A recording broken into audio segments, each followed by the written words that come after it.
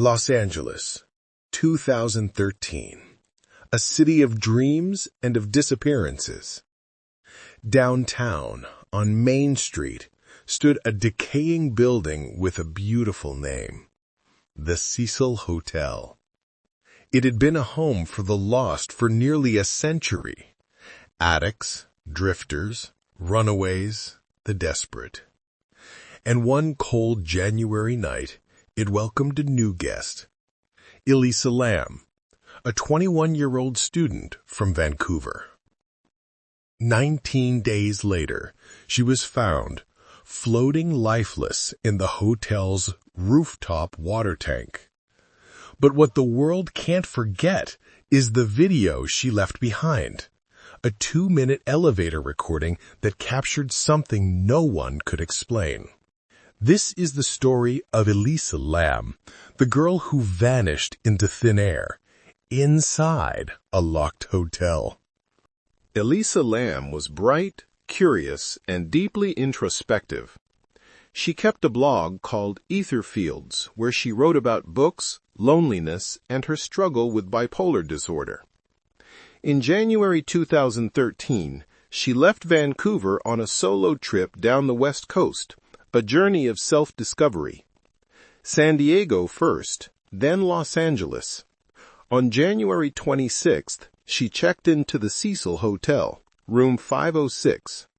She told her family she called every day. Then suddenly, the call stopped. The Cecil was no ordinary hotel. Built in 1924 to host wealthy travelers, it had since fallen into decay. By the 1980s, it was surrounded by Skid Row, one of America's poorest neighborhoods. Inside its walls lived a mix of long-term tenants, addicts, and transient tourists. Over the decades, the Cecil became a stage for tragedy. Suicides, murders, even serial killers like Richard Ramirez once slept here. Locals called it cursed. But Elisa didn't believe in curses. She just wanted cheap lodging and a story to tell. January 31st, Elisa Lam was last seen alive on a security camera. The footage, later released by police, showed her inside the hotel elevator. At first, she pressed multiple buttons, like she was trying to go anywhere. Then, she peeked out into the hallway, as if someone were there. She stepped out, in, out again.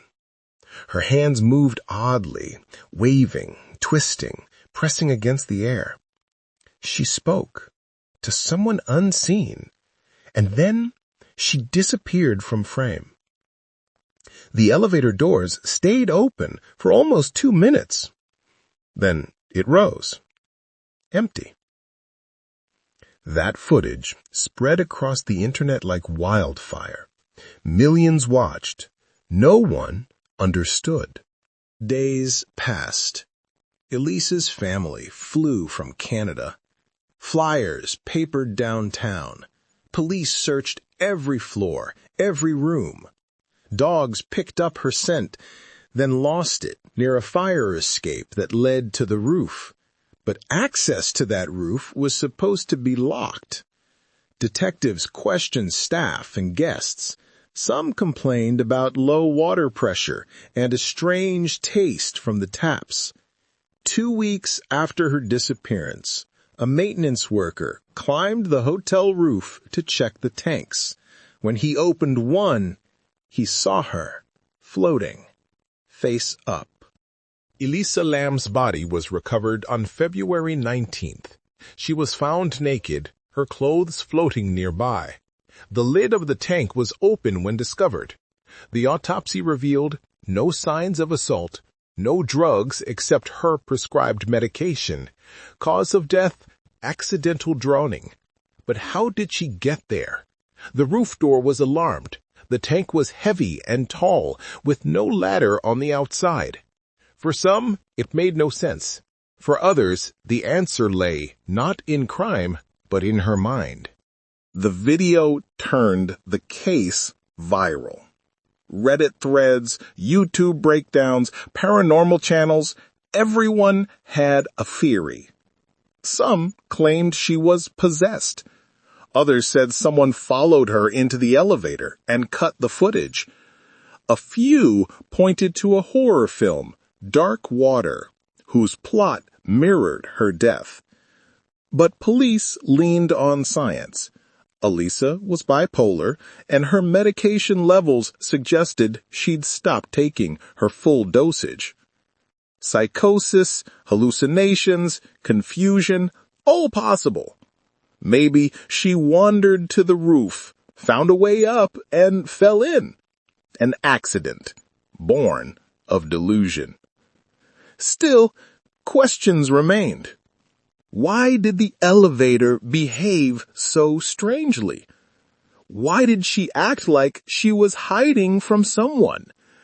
And how could a locked hotel keep so many secrets?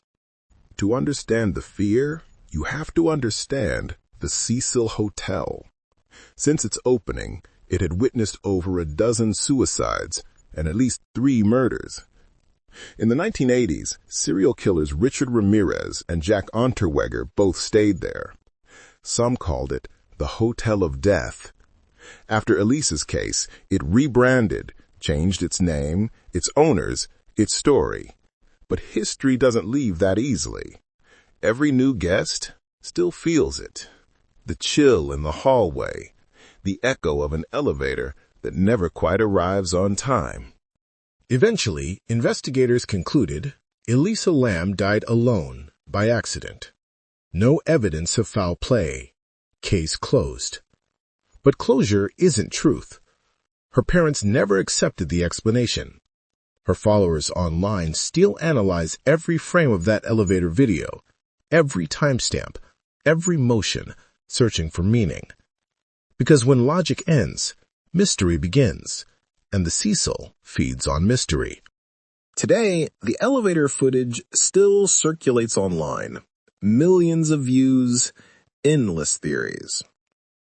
It's a digital ghost story now, a haunting, in pixels and silence.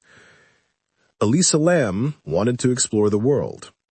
Instead, she became part of its nightmares. She wasn't a victim of monsters. She was a victim of loneliness, of untreated pain, of a city that watches, but rarely helps. The Cecil Hotel stands again. New name, new paint.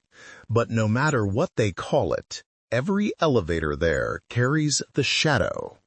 Elisa Lam's story isn't about ghosts.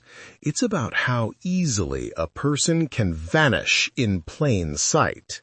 Sometimes the scariest mysteries aren't the ones that defy explanation, but the ones that make too much sense. The girl in the elevator. The case is closed, but the haunting never ends.